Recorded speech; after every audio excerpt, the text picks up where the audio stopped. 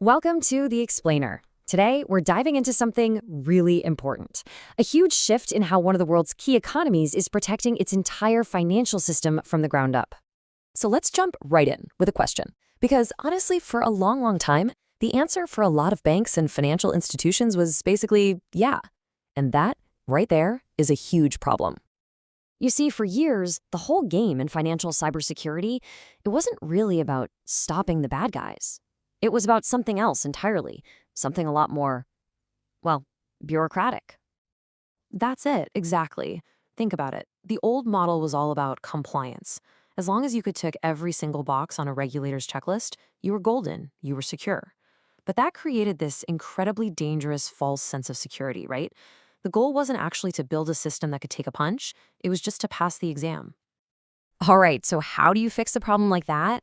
Well, Taiwan's brand new financial cybersecurity resilience development blueprint basically takes that old model, crumples it up, and throws it right out the window. It's a totally new way of thinking. And this, right here, this slide just nails the whole philosophy. We're talking about a massive shift from a passive, hey, did we meet the rules kind of attitude, to a super active, can we actually stop a real-world attack mindset. It's all about being proactive and getting real, measurable results.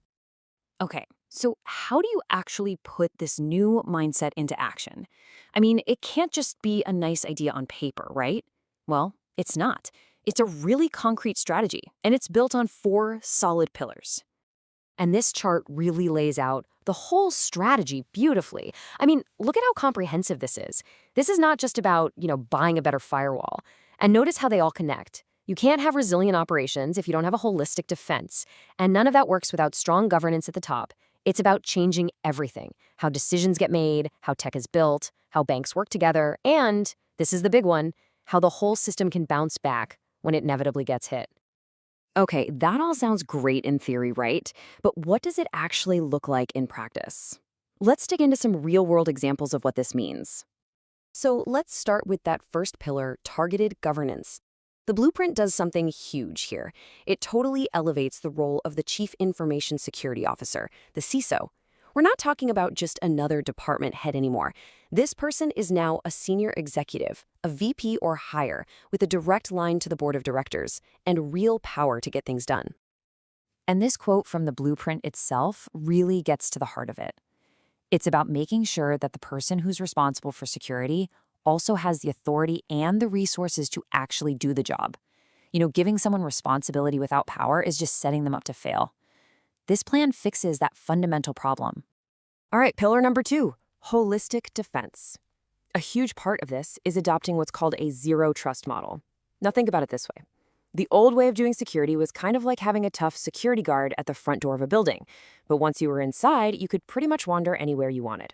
Zero trust? That's like a top secret facility where you have to swipe your key card and prove who you are at every single door. So in practice, what does that mean? It means every single time someone or something tries to access anything, it gets grilled against these 5 checkpoints. Who are you? Is the device you're using secure? Is the network safe? Are you even allowed to use this application? And do you have permission for this specific piece of data?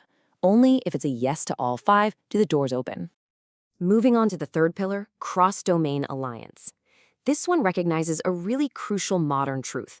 A bank is only as secure as its weakest link, and often that link is a third-party vendor. So the blueprint gets tough on supply chain security. We're talking strict contracts, demanding total transparency into the software components vendors are using, and, importantly, sharing threat info with partners. Okay, so you might be thinking, why this massive overhaul?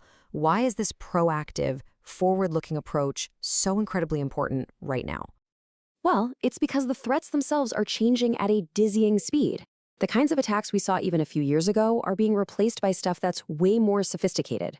Plain and simple, yesterday's defenses are just not going to cut it against tomorrow's attacks. And this new blueprint is designed specifically to get ready for threats that aren't even fully here yet. We are talking about slick, sophisticated attacks powered by AI that can learn and adapt on the fly. And then there's the big one, the real game changer, quantum computing. Let's be super clear about this. One day, a powerful quantum computer will be able to crack almost all the encryption we rely on today to protect, well, everything. Think of today's encryption like a really, really complicated padlock. A quantum computer is basically a master key that can open any of them. Post-quantum cryptography, or PQC, is a totally new kind of lock, one that even that master key can't open. And this blueprint says banks need to start planning to switch to these new locks now, not later. And that brings us all the way back to that fourth pillar, resilient operations. Because at the end of the day, this whole thing isn't just about stopping hackers.